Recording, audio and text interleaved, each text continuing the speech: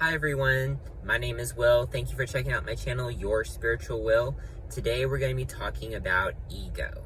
So, ego is something that I think a lot of us don't really understand completely. I know I didn't. I thought of it more in the 3D or the Matrix way of what ego is, but I've since learned more about ego, and those things have really helped me on my spiritual journey. Now, you may be thinking, oh, well, I have a healthy ego. It's not like I'm Donald Trump. Just kidding. Love him or hate him, it's pretty well known that he has a healthy ego.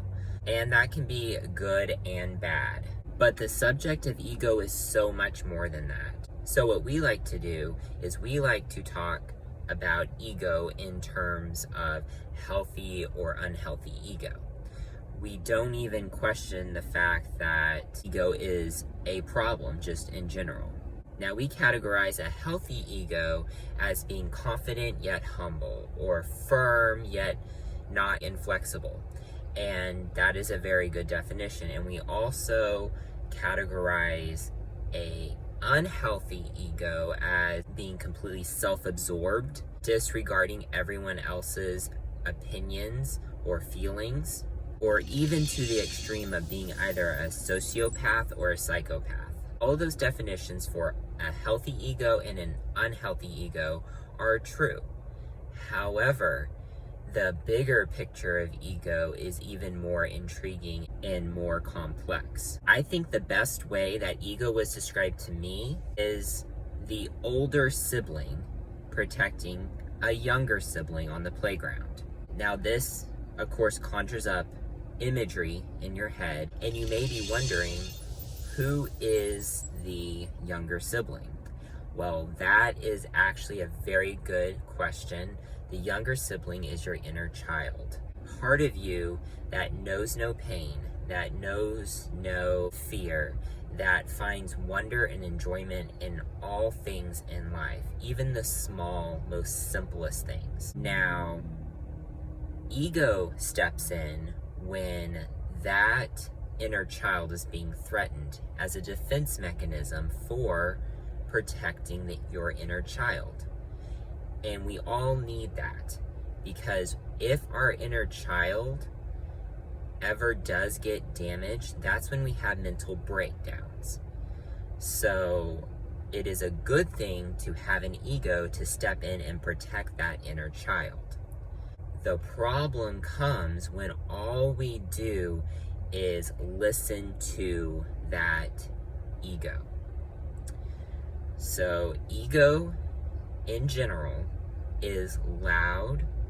It's that voice in your head that tells you you need something, or something has to be done a certain way, or something needs to be a certain way for you to accept it. Okay? So when we start feeding that part of ourselves and we start ignoring the younger sibling on the playground, our inner child, and our gut feeling, our intuition, what that little tiny voice that is not as loud as the ego, that tells us, I really think we should do this, or we shouldn't do this. That gut feeling that you just have in the pit of your stomach where it's like, I shouldn't be doing this, and then something goes wrong and you're like, I should have listened. That's your intuition. So when we start feeding ego over listening to our intuition, that's when things start going wrong. Then what we end up doing is we end up worshiping our ego by giving it all this time and attention and things and just every thought that we have to ego. That is where we start to have problems. Let me give you an example. And this is an example I think we can all relate to, because we've all been in a situation that's similar to this example. Say that you got in a car accident, your car got totaled, you have to go look for another car. You've spent hours and hours on the computer, on your phone, poring over the statistics of different cars and different brands. You decide that a sedan would be a good option for you for your needs. You find a car lot and you go there and you visit it and you look at the sedans and you find two and they're right next to each other. One is not as fancy as the other one, and the one that isn't as fancy gets the better gas mileage, costs a little bit less. It is a very well-respected brand. Now the one next to it is flashy, it's newer, all the bells and whistles. It's a little bit more, and there's that voice in your head that is saying, get that one, this one, get that one, get that one. But if you stopped, felt the situation, breathed, and looked at both options together, you would have heard your gut feeling, your intuition tell you to get the plainer car. But instead, you get the fancier, flashier, newer, sporty car with all the bells and whistles. A few months down the road, you get into a fender bender. It was a freak accident, not your fault. The car gets banged up. Your insurance company reaches out to you and tells you that unfortunately it's not going to be salvageable and that they're going to mark it as being totaled. And you're bummed because spending more on it because it was a newer, flashier car. Before you start looking at other cars, this little quiet voice says, check out plainer car that you were thinking about getting all those months ago. And you look and you find out that it actually has a better crash rating and the parts for it are less expensive because it is a reliable car that is mass produced and parts for it are a lot easier to get. So had you have listened to that little voice inside of you on the car lot when you were looking at both those cars and had listened to your intuition, you probably would not have been in this predicament. And to boot, you didn't even have enough money for that more expensive, flashier car, end up having to owe money on it. The money that the car insurance company was going to pay you for it, you end up having to use and paying it off. So now you're having to spend more money than had you have purchased the other car.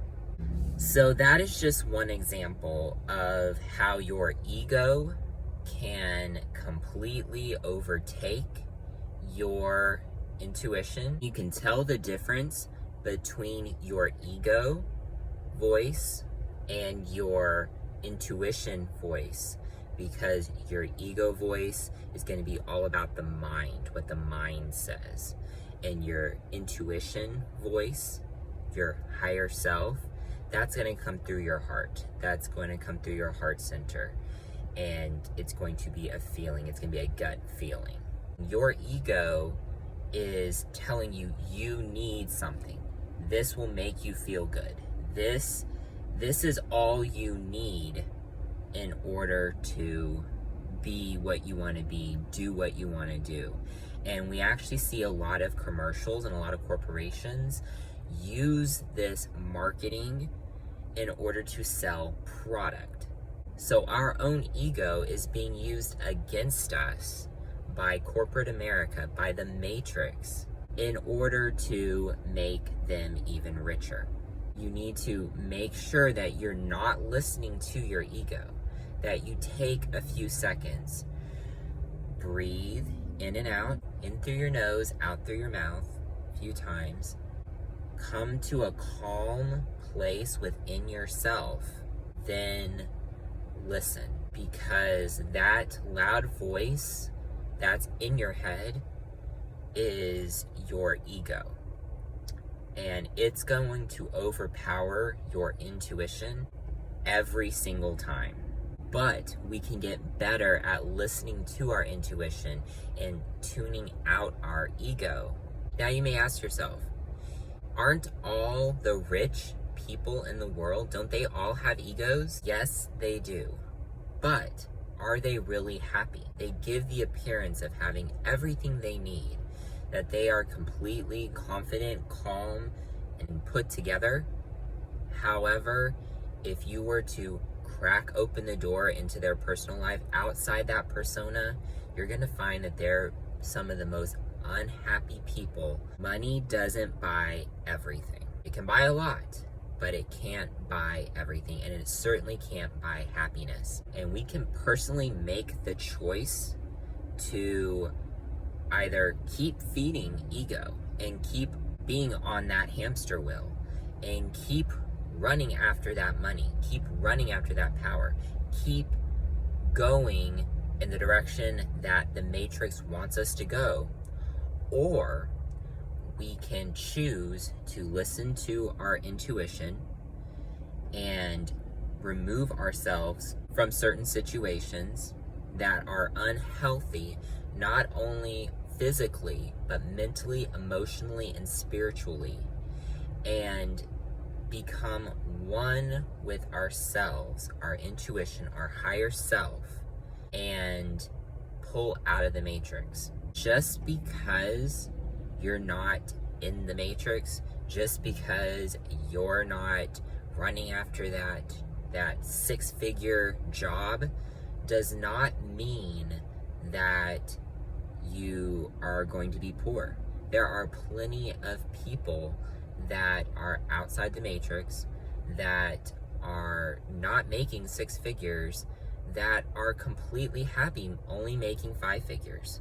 The question becomes, at what point is your ego going to overtake your happiness? If you keep feeding ego and you've passed the point of you being happy doing what you're doing, then you need to seriously consider what you're doing and what makes you happy, what will give you calm, what will give you joy, what will give you peace. And you can still make plenty of money doing what you love. It may not be as much as if you went down the path of least resistance in the Matrix. That causes you a lot of turmoil and a lot of pain, a lot of suffering, and a lot of feeding that ego.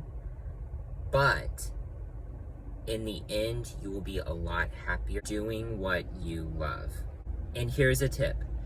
If your ego is really, really causing you to be all tied up in emotional turmoil, and these thoughts that just keep running through your head and they just won't go away, isolate those thoughts and ask yourself, is this me or is this my ego?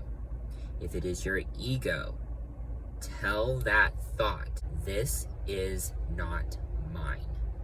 Those are the most powerful words that you can say, and you will shut it right down. Ego has to be told no sometimes. And if you don't tell it no, then it will start controlling you, control every thought, control every action. Every part of you will be controlled and you'll have nothing for yourself. I hope this video was helpful and helps you think about where you are on your spiritual journey and how you handle your ego.